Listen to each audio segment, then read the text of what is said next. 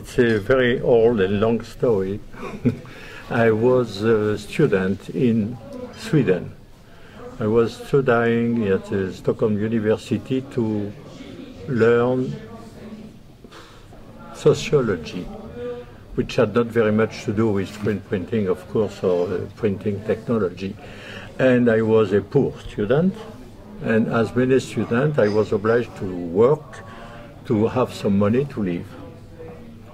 And I made a lot of different work, like window decoration in the shop, or caricature in a restaurant to have some food or some money.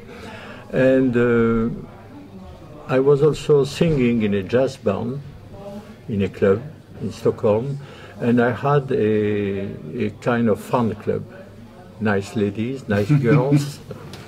And one of those girls, who became my first wife later, was working in screen printing company. Of course, I did not know anything about screen printing or what it was, even that it exists.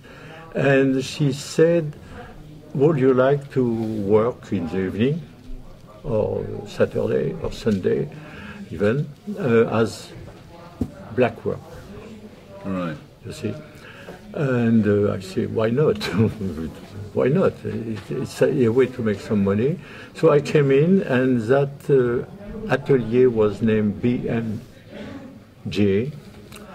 It was in the center of Stockholm, in a cellar, and it was extremely difficult to breathe in because of the odor of solvent. In those days, yeah. It was terrible. Anyway, that's how I worked a few months there. But you obviously had artistic talent. I mean, That's being in Stockholm and something decorating else. windows. The artistic talent is in the family since generation. My grandfather was a painter, my brother is a painter, my mother was a design teacher, my father was a very famous caricaturist in France, so it's in the blood. So no problem for me to enter in that field, because it was not that time artistical printing, it was advertising. Okay. Classical. And funny thing is, for one who knows something about screen printing history, that I had the occasion to work on the very first press ever built by O.K. Svantesson, the founder of FESPA. Right, I remember the company.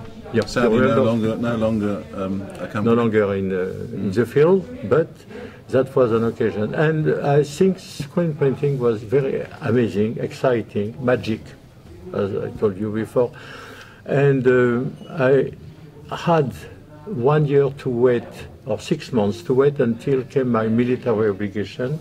So I came back to, I say, okay, I finished with sociology, and I came back to the company to say, can I work regularly, normally, 6 months in your company until, okay, they say yes. So I learned from the beginning hand printing, machine printing, making the screen. Making the screen was a secret. The guy who makes the screen was closing the door behind him, that nobody knows how he makes the photographic schabloon, photographic film. So that's how it began. And then when I came back to France, do my military obligation, it was not a funny period because it was the Algerian War, 56. And then I met some people working in that field, and I say, okay, I could work with you, yes. And that's how it started in France, 56. Well, that's when the French Association was formed at that time, or? The French Association was already existing since we shall have this year, well, 60 years. Yeah. So I think it was 51.